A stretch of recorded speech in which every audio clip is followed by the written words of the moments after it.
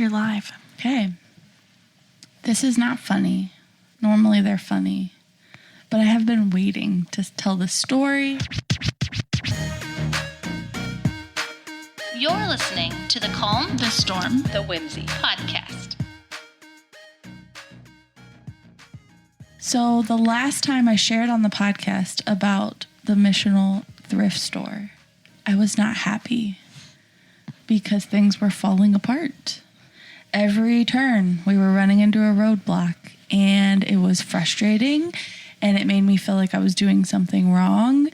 And so many times along the way, it would have been easy to just be like, this isn't going to work. I don't want to do this. This is a waste of time.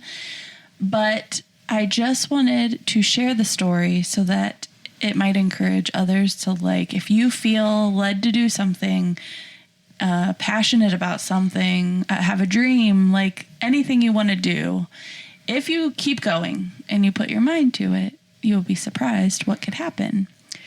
So we have been in like the fundraising stages to get the thrift store off the ground, and we've shared about it before, but this is Kelly and Lenny's vision of having a missional thrift store that will help the community of Green, that will help with church planning, and will help other nonprofits. And I just get dragged along in everything that they do somehow. So whether it's a play or sports or something like this, but they just asked me if I would be what he calls the Renew Catalyst. You're so good at stuff like that. You're like the perfect person. Administrative, and I have felt ever since I've had kids, like it's hard for me to find my place in doing a lot of the stuff I used to do.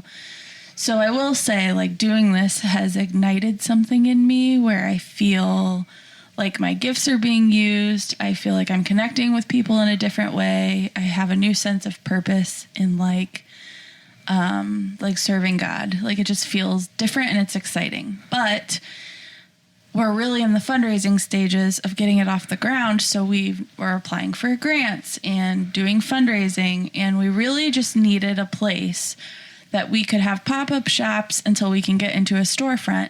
And every turn we took, like, we thought we had something figured out and then it fell through. We thought we had something else figured out and it fell through. And I was getting really frustrated with people, with situations, with all of the roadblocks. And it's so easy sometimes when you're in a situation like that to be like, this is their fault, or I'm so frustrated with them, but maybe it's just not the door God wanted us to walk through.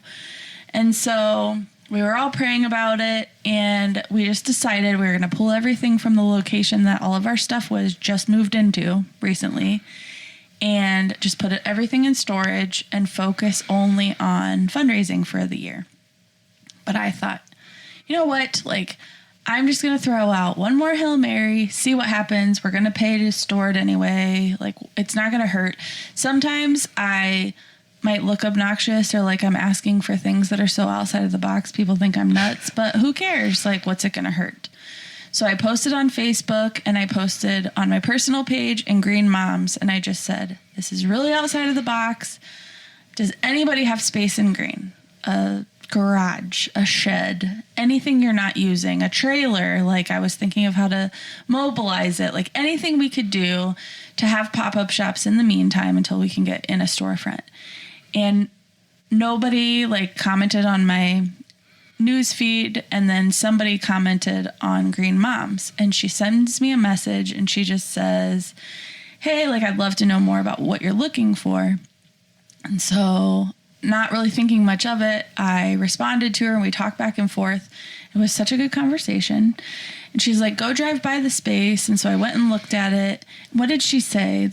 It's like a barn style garage, yeah. But she said it was like 2,000 square feet. It's some crazy, like 2,000 square feet.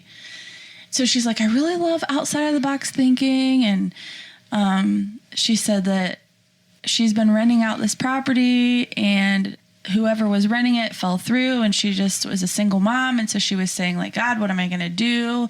What do you want me to do now to supplement my income? And then she said, I saw your post, and I just thought, God, maybe this is why it fell through. Maybe this is what I'm supposed to do.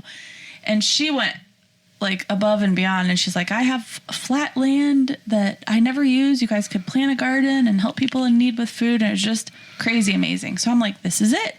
This is what's going to happen. This is so exciting. She says, I'll call you tonight to talk more about it and we'll move forward from there. But I'm at work right now. No phone call that night.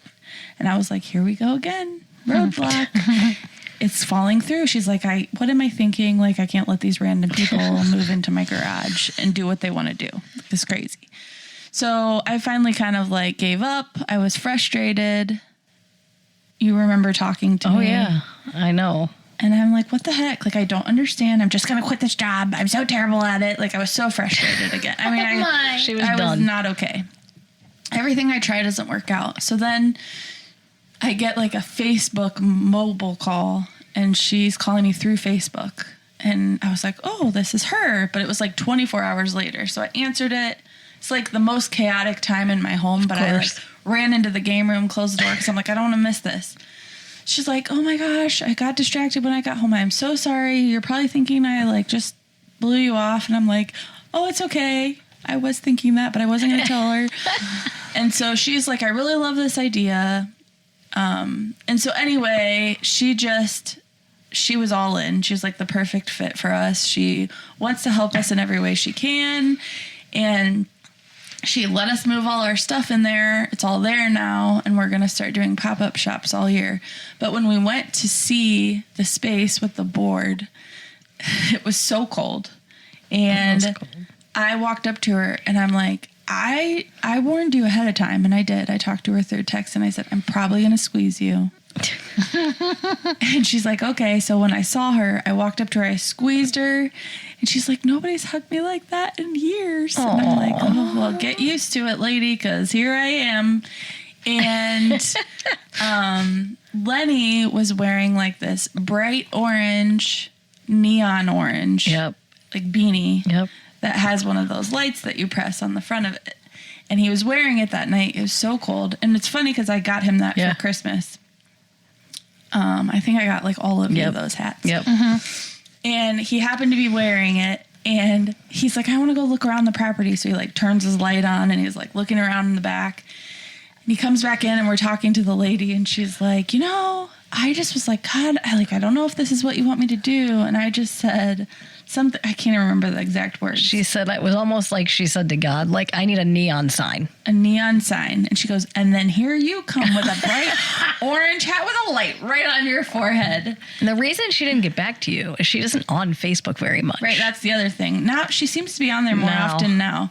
But she said she rarely got on Facebook and just happened to see my post. So I think I was just super encouraged because how often in life, like, do we hit a roadblock and then quit? Like, with anything. And, like, all it takes is one person out of 100 people to say yes, and something can, like, take off. But I had heard 99 no's already, and I was sick of hearing no, and I was sick of hearing this isn't the right fit for us, and sick of being blown off. And by people you would think would be like, I want to help you somehow, but, like, it just wasn't working. And so, like, that just one yes, and we got it, and I'm really excited to see what God's going to do. Well, I am sorry that you had to fight so hard to make this happen. And part of my word has trickled onto you because it was stuff we're dealing with. Stop. So next year, pick a word that's like relax. Rainbows and prosperous. And love. Peace. Yes. Wealth. Yes. Manifest the wealth. Yes, we should all pick wealth next year. I think we've already said that before.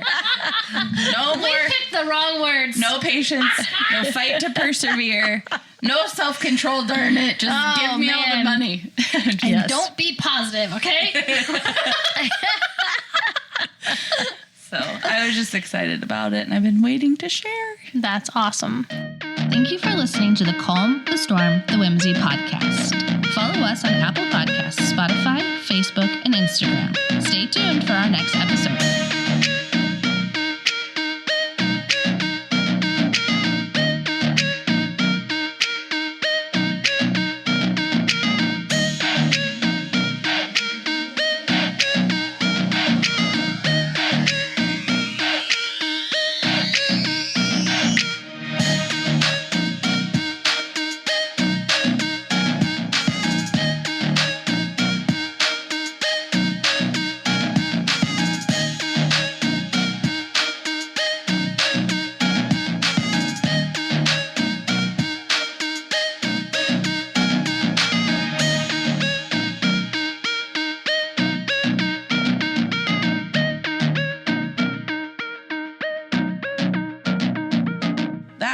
was in like a super tight bodysuit. Right. So is that what we're going to look like in 2099? Well, that's what you have to wear to like pretend you're on the moon.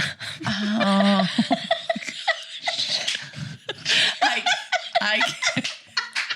I can't believe she just said that.